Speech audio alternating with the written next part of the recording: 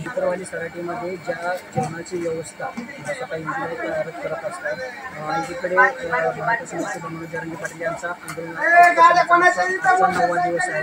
परंतु आपल्या गावामध्ये आलेल्या प्रत्येक मराठा बांधवांना जीव घातल्याशिवाय ते आपल्या गावातून पाठवत नाही, तर त्याचीच व्यवस्था येथील विजयभाऊ तारक यांच्याकडे आहे। नमस्कार, लक्षवेध न्यूज नेटवर्कमध्ये आपलं सर स्वागत आहे।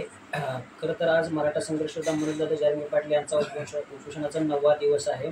अनेक राज्यातून अनेक जिल्ह्यातून लोक दादांना भेटण्यासाठी येतात, परंतु दादा जरी स्वतः उपोषण चालू असलं तरी आपल्या मराठा बांधवांची काळजी म्हणून त्यांनी अगदी महाराष्ट्रातून आलेल्या सकल मराठा बांधवांना अगदी चहा नाश्ता पाणी असेल आणि जेवणाची व्यवस्था असेल।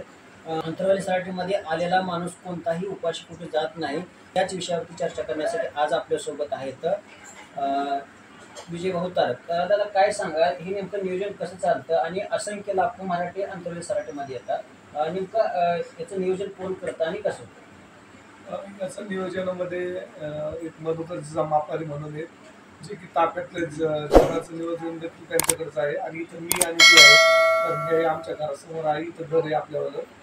आणि याचं नियोजन जे काही गावं आहेत 123 गावं किंवा ऑल महाराष्ट्रातले पण ज्यांना अन्नदान करायचं आहे ते अगोदर कॉल करतात आणि त्यांना वेळ आणि दुपार संध्याकाळ जेवणाचं जसं आहे तसं टायमिंग देतो आणि त्या पद्धतीने त्यांना हे पण सांगतो तुम्ही 400 लोकांचं आणा, तुम्ही 500 लोकांचं आणा, कारण एका दिवशी 10 गावचं जेवण इथं येतंय, दुपारच्याला 10 गावचं येते, संध्याकाळच्याला 8-10 गावचं येते, इथून कोणीही उपाशी जात नाही, आजपर्यंतचा रेकॉर्ड आहे।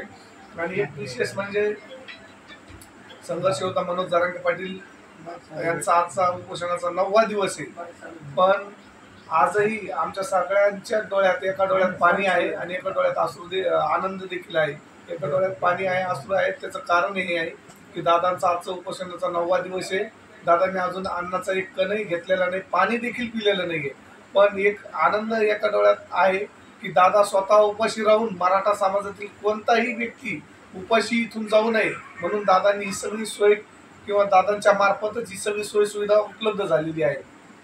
तर आपल्याला अंतरवाली सराटीमध्ये किती बांधव येतील याचा अंदाज देखील नसताना देखील हे नियोजन नेमकं कसं साध्य करतात? याचा अंदाज तर लागतच नाहीये, पण अचानक कधी 25,000 लोक येतात, पण ज्यावेळेस लोकांची संख्या जास्त वाढते त्यावेळेस आम्ही इथून जवळपास 4 किलोमीटर 5 किलोमीटरचे जे काही गावं आहेत या गावांना आम्ही त्याचं नियोजन देतो आणि तेही गावं तितक्याच तन्मनधानाने स्वयंपाक आणतात आणि इथं येऊन अन्नदान करतात। आज जो नाश्ता होता आणि इथं काही स्वयंपाक देखील काही आपले बांधव करत आहेत, तर तो नेमका कुठल्या गावचा होता आणि तिथं काय? आज नाश्ता सकाळी इथं हसनापूरचं झालेलं आहे, त्यानंतर तुम्हाला सांगतो लाडगावचं जेवण आहे, लाडगाववाले मी पुरी भाजी लापसी आणि भात असं जेवण केलेलं आहे।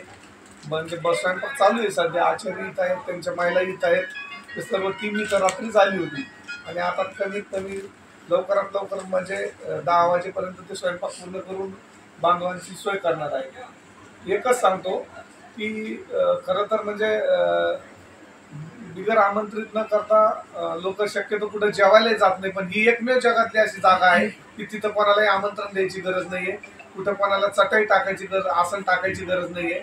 लोक येतात, शिस्तीत येतात, शिस्तीत जेवण करतात, शिस्तीचं पालन करतात, बिस्लरी ते व्यवस्थित बाजूला टाकतात, पत्तवळ सुद्धा बाजूला टाकतात, साफसफाई देखील करतात। ही एक प्रचंड ऊर्जा मनोज दादा जरांगे पाटलांच्या माध्यमातून लोकांनी एक स्वतः तयार करून घेतलेली आहे। खरं तर आपण पाहिलं की अगदी काटेकोर नियोजन असेल किंवा अंतरवाली सराटीमध्ये किती बांधव येतात याचा अंदाज देखील लागत नाही, परंतु त्याची चोख व्यवस्था विजयभाऊ तारक हे करत असतात।